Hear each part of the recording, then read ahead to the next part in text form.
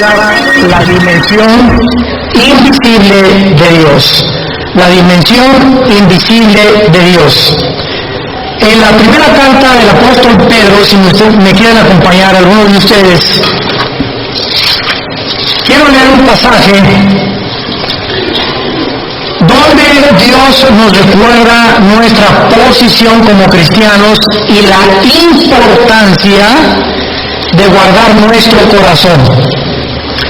Hace unos momentos que platicábamos mi esposa y yo, estamos comentando esto, ¿verdad? ¿Cuál es la razón por la cual hay tantos hombres, pues violadores, pederastas, etcétera, etcétera? ¿Cuál es la razón por la cual hay tantas mujeres que desbancan al hombre? Quieren, aunque somos iguales, porque como está mi esposa, delante de Dios no hay hombre, mujer ni griego, sí hay diferencia de roles en el hogar.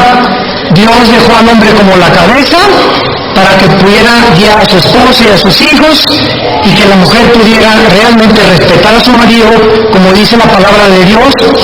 Y al no conocer estos roles y estas responsabilidades, el hombre se vuelve autoritario, se vuelve macho y comienza a abusar de su esposa como su esclava, la confunde como una sirvienta nada más, y tú estás aquí nada más, como decían los griegos. Esto no es del siglo XXI. Los griegos decían: la mujer no sirve más que para cuidar a los niños y para la cama. Esa era la filosofía de los griegos. Entonces estamos enfrentando problemas sociales que vuelven otra vez a ser desenterrados por Satanás, porque él es el autor del robo, de la muerte, de la violación y de todo lo que existe, y comenzar a dividir la familia.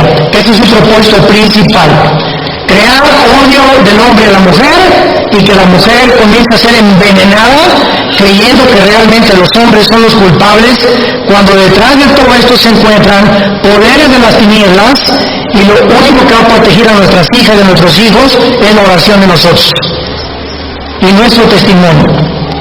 Cuando los hijos ven que tu matrimonio no es lo que ellos esperan que sea y quieren tener un matrimonio igual, se decepcionan los hijos. Cuando el papá no ama a la esposa y los hijos ven que la esposa no ama al esposo, se dan cuenta que tu matrimonio es una farsa y que tu cristianismo no funciona.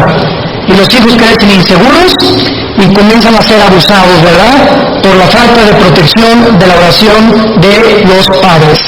Dice la Biblia que cuando los padres oramos por nuestros hijos, la oración es lo único que los protege y que los cubre con la sangre de Cristo.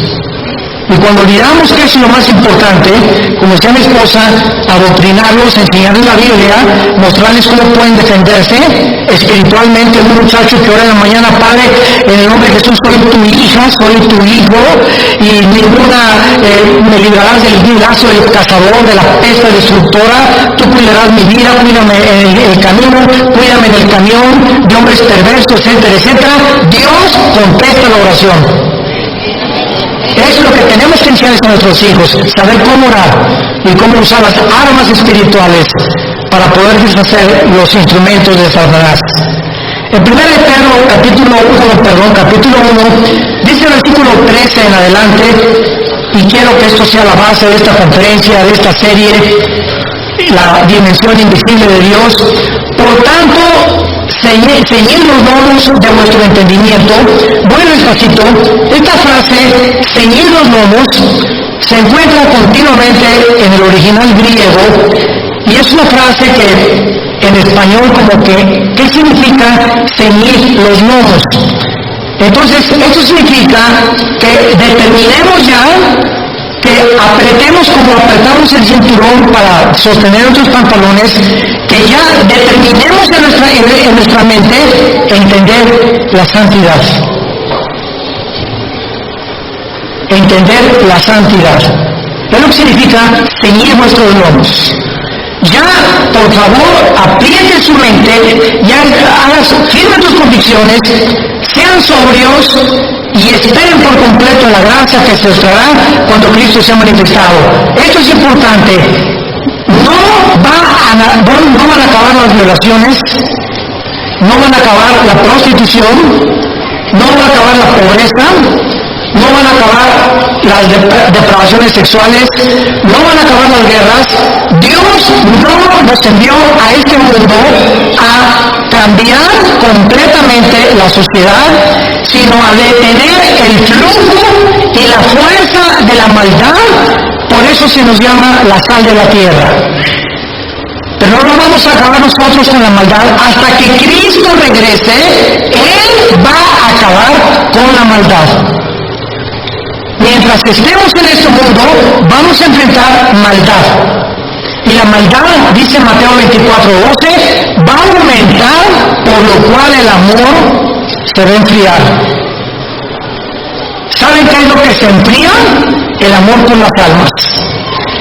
Ya los cristianos vamos a tener amor por las almas, ni les van a querer hablar a nadie de Cristo, cuando es el Evangelio el instrumento que Dios nos ha dado para cambiar realmente la sociedad, porque hasta que los hombres que nos escuchan ahorita no entiendan que Cristo pagó por ellos en la cruz y no inviten a Cristo como su Salvador, un hombre ni una mujer van a cambiar. Lo único que cambia es el nuevo nacimiento. Y fuera de eso, perverso es el corazón y engañoso más que todas las cosas. Hay un animal con el cual nacimos, que la Biblia le llama pecado, y que ahí está, los cristianos nos damos cuenta cada día lo que pasa y crecemos en Cristo más y más, que cuando ese animal que traemos de nosotros, aún los cristianos lo seguimos trayendo. Por ejemplo, tú tómate 2 o 3 copas de más, o trata de usar alguna droga, le abres la jaula al animal. Y te das cuenta con 2 o 3 copas, o con una droga, que ya no haces, ni piensas, ni hablas como una persona normal. Y vas a hacer cosas que nunca harías en tus 5 sentidos. Es lo que Pablo nos dice en Filipenses capítulo 1, yo no soy como el que tiene confianza en la carne. Traemos un animal dentro, todos. Unos ya lo han domado, unos lo tienen enjaulado, uno lo tiene, el Espíritu Santo nos fue dado para este animal poderlo amarrar y que no lo dejan suelto porque viene la anarquía. Es como un caballo salvaje que lo deja suelto y que sale, ¿verdad? Hay que meter el freno al caballo, causarle dolor al caballo para que el caballo responda. Esto es lo que Pedro nos quiere decir: aprieten ya los lomos de vuestro entendimiento, sean sobrios y esperen. Estamos viviendo una época donde estamos esperando que este mundo sea cambiado por Jesucristo.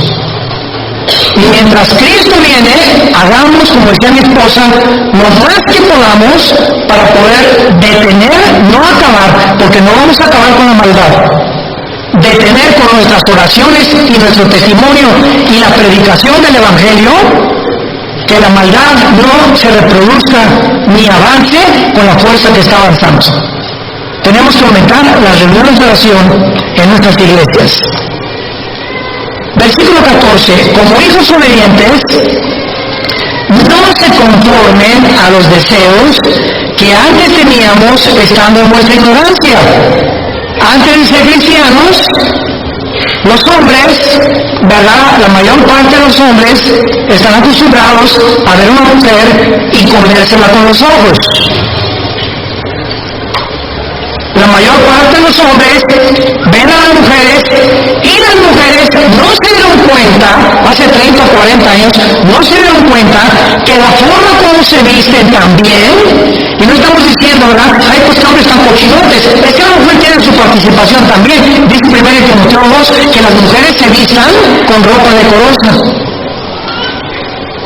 Entonces también hay cierta participación de mujeres que se ponen escotes, que se ponen pantalones demasiado apretados y forzosamente atraen sobre su cuerpo las miradas.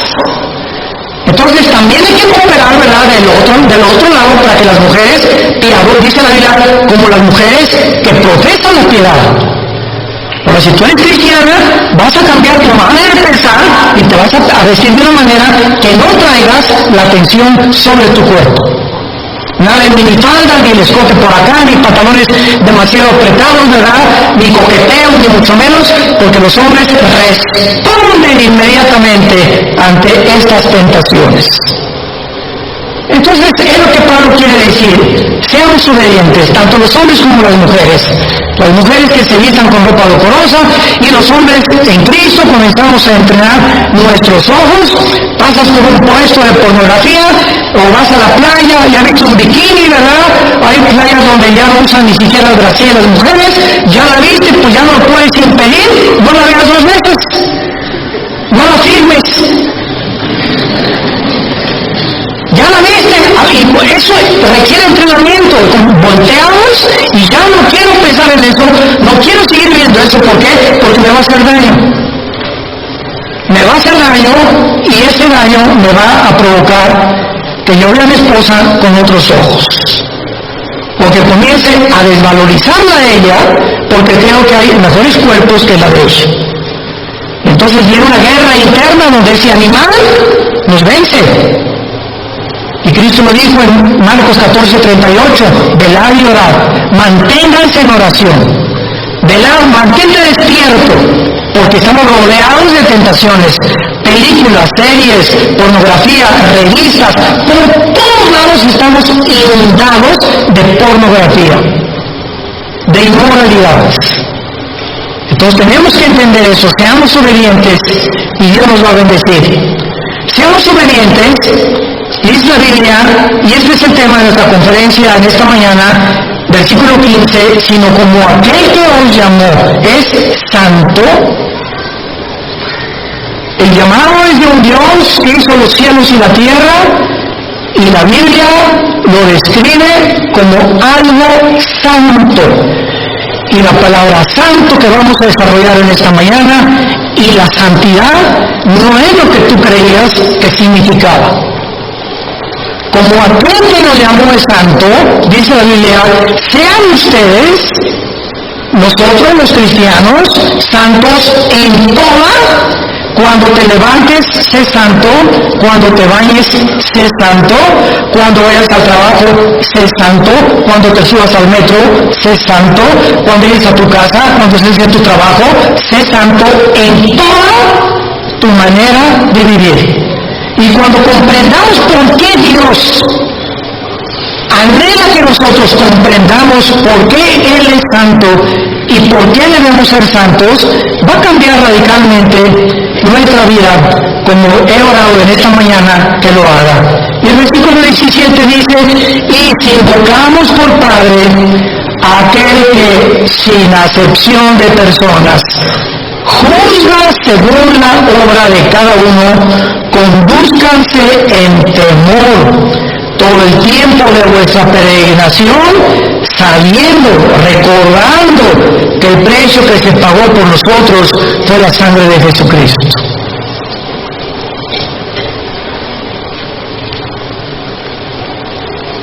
Una de las doctrinas más importantes de la Biblia es el temor de Dios. Me costó mucho trabajo comprenderlo hace muchos años. Proverbios 1:8, el principio de la sabiduría es el temor de Dios. Capítulo 2 de Proverbios, hijo mío, guarda mis mandamientos, atesóralos en tu corazón, búscalos más que el oro y que la plata, porque entonces entenderás el temor de Dios. Entonces vemos que esa frase, temor de Dios, comenzamos a pensar que Dios nos manda que tengamos miedo de Él, ¿no es verdad? Porque cuando dice el temor de Dios es el principio para que comencemos a tener decisiones sabias en la vida, tenemos que entender el temor de Dios relacionado con la santidad. Entonces, hay dos frases diferentes porque en el hebreo y en el griego, en lo original, son diferentes. Una cosa es tenerle miedo a Dios y otra cosa es tener el temor de Dios. Síganme con mucho cuidado. Las personas que le tienen miedo a Dios se alejan de Él porque tienen miedo de Dios. Y las personas que tienen temor de Dios se acercan a Él porque conocen su carácter y saben que no pueden andarse ni salirse por la suya y que Dios nos ve desde que nos levantamos hasta que nos acostamos, lo que pensamos, qué hacemos, qué meditamos, qué libros leemos. Él tiene un monitoreo de nosotros, de los billones de personas que habitamos en este planeta, que somos como 7.500 millones de habitantes.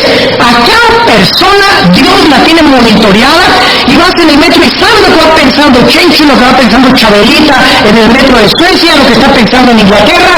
Es impresionante y no nos sorprenda. Ahorita la computadora más grande del mundo, que la tienen los chinos, hace millones de cálculos en un segundo. Ahorita en China tú llegas y en las estaciones de los trenes y en las estaciones de los autobuses hay cámaras que comienzan a detectar las caras de los miles de chinos, para ti todos son iguales. Pensarán lo mismo a nosotros, ¿verdad? Y de cada uno, y cada vez, y entonces juntan los miles que tienen, lo meten a la computadora y inmediatamente saben quiénes están siendo buscados por la ley, quiénes son delincuentes o a quienes se pasaron los altos 3 o 4 veces. Es increíble lo que nosotros con la tecnología hemos hecho. Ahora imaginémonos a Dios. No nos sorprenda el control y el monitoreo tan perfecto que tiene Dios de cada uno de nuestros pensamientos. Hace algún tiempo estábamos enseñando nosotros la doctrina del temor de Dios. Y esta es la mejor ilustración que les puedo dar.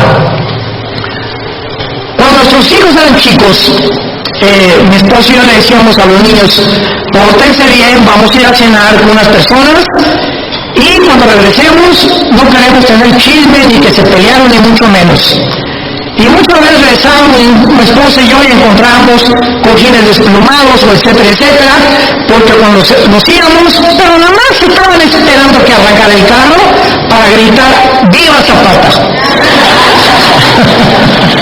¡Libres por fin! Cuando regresamos, hicimos algo. Vamos a poner cámaras de televisión en el baño, en la sala, en la cocina y en el jardín. Cuando nosotros regresamos, parecían San Clotilde y San Carmelita, nuestros hijos. ¿Qué fue lo que originó su cambio de conducta? El sentirse vigilados. Cuando sabes que te están vigilando, no hagas las cosas que haces cuando ni siquiera sabes que estás vigilando. Y muchos de ustedes hacen las cosas que hacen porque creen que Dios no los ve. Si tú supieras en tu corazón realmente que Dios te ve, no harías las cosas que haces escondidas. Pero las haces porque ya perdiste el temor de Dios. Ese es el temor de Dios, si lo quieres apuntar. La conciencia que Dios nos observa las 24 horas. Y como sé que Dios me está viendo, yo voy a caminar delante de Él lo mejor que yo pueda, porque sé que no lo puedo engañar y que todo lo que siembre lo voy a recoger. Ahora muy bien. Este concepto del temor de Dios y de la santidad de Dios, desgraciadamente, la religión popular comenzó a promulgar que la Iglesia, me refiero al Vaticano desde luego, tenía o se podía adjudicar el derecho de hacer santas a las personas. Y entonces, a través de muchos siglos, se moría una persona, se llamaba Carlos, y entonces Carlos fue un monje o fue monjita Clotilde, etcétera, etcétera, y se investigaba que hicieron milagros, entre comillas, quién sabe si son o no son, y entonces la Iglesia determinaba santificarlo o beatificarlo. La Iglesia se adjudicó el derecho de ella determinar quiénes son santos y quiénes no son santos. En otras palabras, nosotros vamos a declarar santos a los que nunca rompieron un plato, o a los que consideramos, aunque no los observamos bien, día y noche, y también lo que hacían en el convento. Simplemente entre Madrid y otro convento en España encontramos más de 100 fetos. Entre el convento de monjitas y de los hombres, los monasterios de los hombres. ¿Por qué? Porque hacían túneles y se metían como los topos, rascándole con las monjitas. Y las monjitas se embarazaban, nadie sabía ni la madre superiora, y enterraban y abortaban. ¿Por qué? Porque se prohibió que se casaran. Porque para poder servir a Dios tienes que encerrarte en un lugar y nunca casarte. El voto del celibato sacerdotal. Todas estas barbaridades que ya cuando venimos a la Biblia las comenzamos a comprender. Venimos a la Biblia y encontramos en la primera carta a los Corintios, en la segunda carta a los Corintios, en el libro de Éfeso, en el libro de Filipenses, de Colosenses, de Gálatas. Todas las cartas comienzan Pablo a los santos de Corintio, Pablo a los santos de Éfeso, Pablo a los santos. Vemos en la Biblia que Dios declara santos a los que han invitado a Jesucristo como su Salvador. Y la palabra santo, por el amor de Dios, apúntala en el original hebreo y en el original griego. En el hebreo es la palabra kadosh, con Q de queso, kadosh. Y en el griego es la palabra que se usó para poder decir agios con H y G de gárgara. Kadosh en el hebreo, agios en el griego. Y tanto en el hebreo como en el griego, la palabra santo nunca significa bueno. ¿Qué es el concepto que tenemos? Ahí te crees muy santito, ¿verdad? O sea, te crees muy bueno. La palabra santo no significa eso. La palabra santo, apúntalo, significa separado, apartado para servir a Dios. Cuando Dios nos dice, sean santos porque yo soy santo, tenía Dios que enseñarlo desde el principio con el pueblo de Israel. Dios agarró al pueblo de Israel y se lo trajo a un monte que se llama el Sinaí. Ahí en el monte Sinaí le dijo a Moisés, sube tú nada más allá arriba a la punta conmigo. Después subió Josué y el pueblo le dijo Dios que se queden a la mitad porque el que se acerque a la montaña muere. Y comienza Dios a asociar la santidad con la muerte. En otras palabras, ustedes tienen que entender que yo soy una entidad, el Dios de la Biblia no es igual a ninguno de nosotros, ni a los ángeles, ni a los querubines, ni a los serpientes. Es algo completamente separado de todo lo que Él creó. Y por ser tan diferente de todos nosotros y de todo lo que Él creó, sus pensamientos no son iguales a los nuestros. Las cosas que Él hace no son las cosas que nosotros hacemos. Es un abismo de diferencia entre las dos, entre la santidad de Dios y el pueblo que somos nosotros.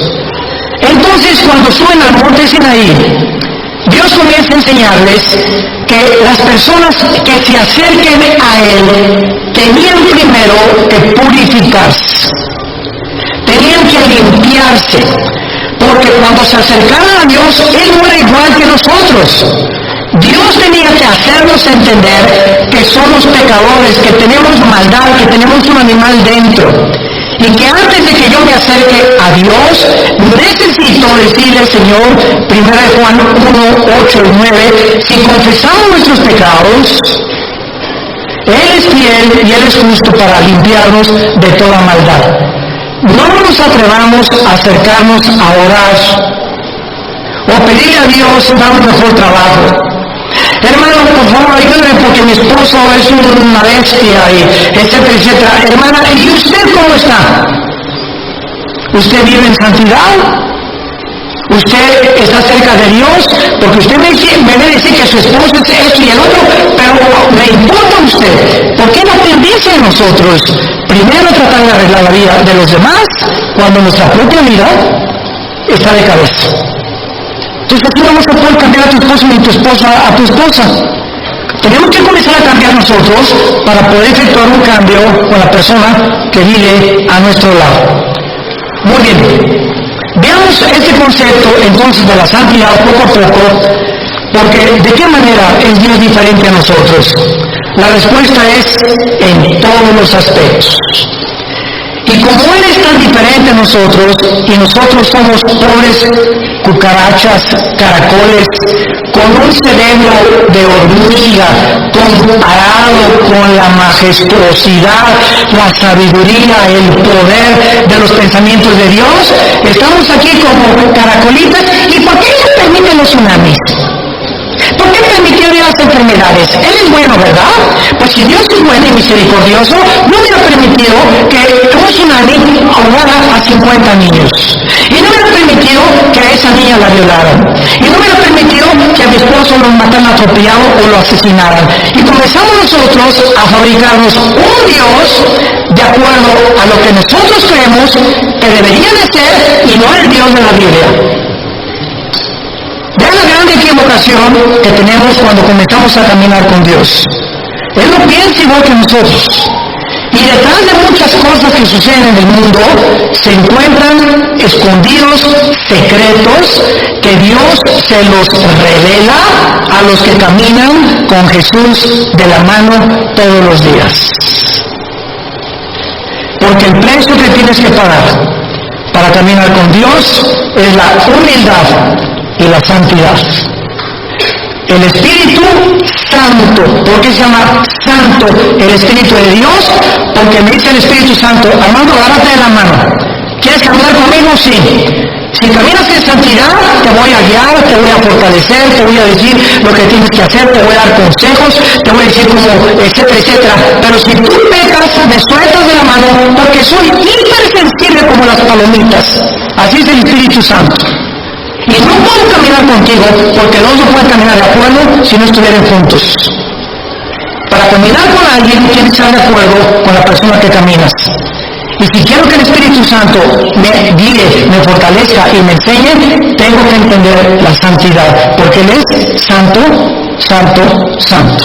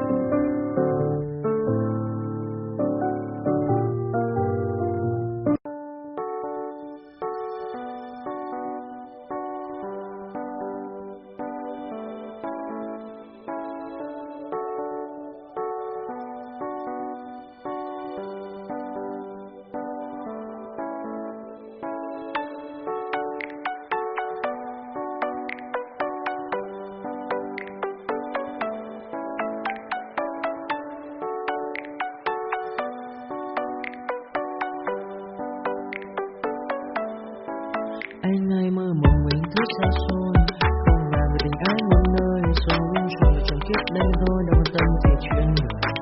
Thế mà lại nằm tương tư, ông tầm 31 xa xơ, đêm nằm trộn nhớ mơ mơ về ai. Thì ra anh yêu rồi, từ ánh mắt nụ cười, từ đôi môi gọi người sao xuyến lòng anh. Thì ra mến rồi, ngày hay đêm mong lời, chỉ nghĩ đến em thôi, đó là do anh đã yêu rồi, anh đã yêu rồi, anh đã yêu rồi.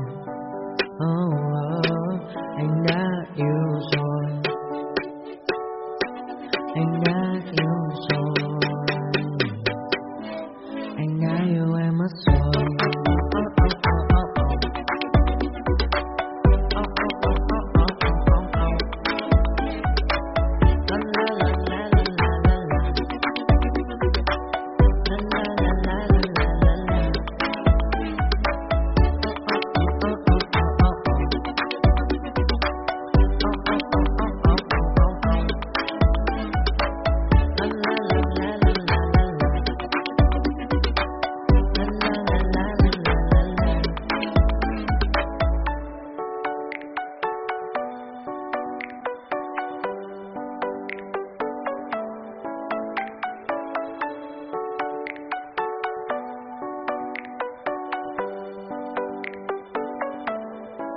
Anh hay mơ mộng mình thứ xa xôi, không là người tình ái muôn nơi, sống rồi chẳng kiếp đây thôi, đâu quan tâm gì chuyện đời. Thế mà lại nằm tương tư, ông tầm 31 xa xơ, đêm nằm trộn nhớ mơ mơ về ai.